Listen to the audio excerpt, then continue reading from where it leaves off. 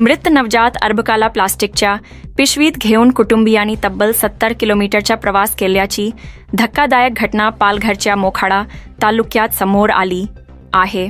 मोखाडा तालुक्यातील गर्भवती महिला अविता सखाराम कंवर हिला मध्यरात्री 3 वाजताच्या सुमारास प्रसूती कला होऊ लागल्या।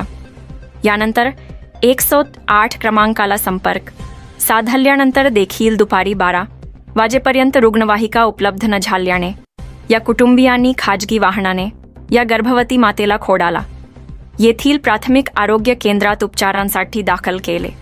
खोडाला या ठिकाणी देखील वेळेत उपचार न मिळाल्याने तिला नाशिक येथे पुढील उपचारासाठी हलवण्यात आलं।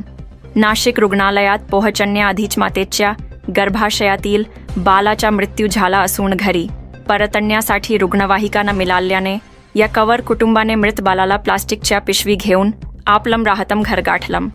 या धक्कादायक घटनेनंतर पालघरच्या जव्हार मोखाडा भागातील आरोग्य विभागाचे भीषण वास्तव पुन्हा समोर आल्यावर मागील काळात देण्यात आलेल्या रुग्णवाहिका रुग्णसेवेत वेळेत उपलब्ध होत नसल्याचा आरोप राष्ट्रवादी शरद पवार गटाचे माजी आमदार सुनील भुसारा यांनी केला आहे। तर या गर्भवती मातेची वेळोवेळी तपासणी करण्यात आली असून गर्भाशयातील बालाच्या मृत्यूची माहिती प्रशासनाला झाली होती। मात्र नाशिकहून परतताना त्यांनी प्लास्टिकच्या पिशवीत मृत बालाला आणल्याची माहिती आमच्याकडे नसल्याचं सांगत पालघर आरोग्य विभागाने या प्रकरणात हात झटकण्याचं काम केलं आहे। या जोगलवाडी गावातील सौ अनिता सखाराम कंवर यांना 2 दिवसापूर्वी पहाटेच्या 3 वाजता प्रसूती कळा आल्या आणि त्यानंतर तिच्या मिस्टरांनी संबंधित यंत्रणेला कळवलं, त्या घरच्यांनी कळवलं, परंतु दुपारी 12 वाजता खाजगी वाहनानं त्यांना त्या ठिकाणी हॉस्पिटलमध्ये नेण्यात आलं। त्यानंतर तिथून संध्याकाळी 3-4 वाजता दुपारच्या नंतर त्यांना नाशिकला हलवलं आणि या सर्व वेळेमध्ये जो काही दिरंगाई झाली त्यामुळं त्या लहान बाळाचा त्या ठिकाणी मृत्यू झाला। ते बाळ दगावलं। त्यानंतर त्याचं मृतदेह आणण्यासाठी सुद्धा कुठलीही व्यवस्था शासनाने केली नाही। तिथल्या लोकांनी हलगर्जीपणा दाखवून ते बाळ त्यांच्या ताब्यात दिल्यानंतर त्यांनी नाईलाजास्तव त्यांना पैसे नसल्यामुळे ॲम्ब्युलन्ससाठी त्यांनी ते बाळ पिशवीत घालून बसमध्ये आणण्याचं त्यांच्यावर पाळी आली। त्या जे मृत बाळाची जी माता आहे तिला सुद्धा काल घरी पाठवलं, ती सुद्धा बसने आली, तिलाही ॲम्ब्युलन्स दिली नाही। हा सर्व व्यवस्था कशासाठी आहे, यंत्रणा कशासाठी आहे? एवढ्या गाड्या मागच्या काळामध्ये आपण शासनाला दिलेल्या आहेत। या भागामध्ये प्रत्येक PSCला एक नवीन ॲम्ब्युलन्स आपण दिलेली आहे। असं असताना सर्व व्यवस्था असताना सुद्धा फक्त अधिकाऱ्यांच्या हलगर्जीपणामुळे या कुटुंबावर ही वेळ आलेली आहे आणि अतिशय दुःखदायक हा सर्व प्रकार या ठिकाणी घडलाय। माणुसकीला कायम फासणारी गोष्ट आहे। याचा निषेध करावा तेवढा कमी आहे। संबंधितांवर कडक कारवाई करावी अशी मागणी या निमित्ताने मी करतो। राज्याचे नेते रोहित पवार साहेबांनी सुद्धा याची दखल घेतलेली आहे। या कुटुंबाबरोबर त्यांनी सांत्वना करण्यासाठीच्या सर्व बाकीची व्यवस्था आम्हाला करायला सांगितलेली आहे।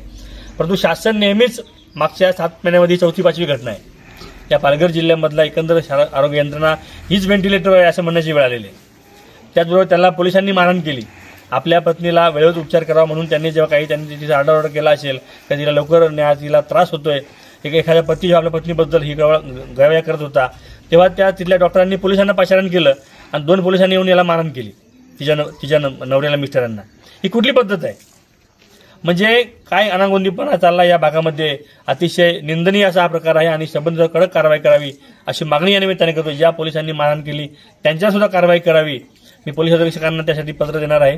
त्यांना विनंती करणार की त्या लोकांना ताबडतोब निलंबित करून या अशा पद्धतीने जर सरकार लोकांशी वागलं तर न्याय कोणाकडे मागायचा हा प्रश्न निर्माण झालेला असल्यामुळे या ठिकाणी अतिशय कडक आणि कठोर कारवाई ज्यांनी कोणी जे हलगर्जीपणा या प्रकरणात केला त्यांच्यावर करावी अशी मागणी मी सरकारकडे करतो।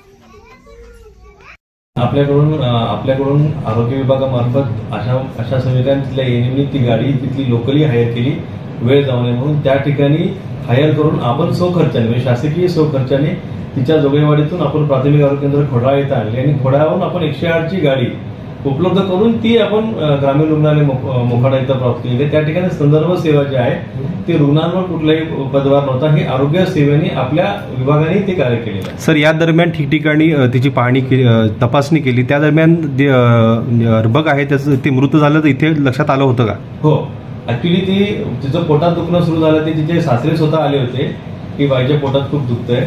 मग अशाने परत तिला आमच्या खोडाळा प्राथमिक घेऊन गेले तेव्हा तिच्या बाळाचे ठोके डॉपलरने चेक केले होते, मशीन आपल्याकडे डॉपलर मशीन तर त्या प्राथमिक आरोग्याच्या डॉक्टर मशीननी तिचे बाळाचे ठोके काहीच लागत नव्हते. बाळ ऍक्च्युली आयएफडी होता आणि ब्रीच होता. म्हणून आमच्या डॉक्टरांनी ती ग्रामीण रुग्णालय मोखाडाचे महाले डॉक्टरांशी संपर्क साधला. तर सर म्हणले की माझ्याकडे पाठवा, मी परत त्यांना रिचेक करतो. त्यांच्याकडे तिथे रिचेक करायला ती परत पेशंट खोड्यावरून मोखाडा येथे संदर्भित करण्यात. सर, मृत अर्भकाला जेव्हा नाशिकवरून इथे आणण्यात आलं त्यावेळेस शववाहिनी उपलब्ध झाली नाही असंही आरोप होतो, याबाबत काय सांगाल? सर, ते नाशिकचा रिपोर्ट आम्हाला अजून अप्राप्त आहे आणि मला असं वाटतं की त्यांच्याकडे पण शववाहिका प्राप्त झाल्या असतील.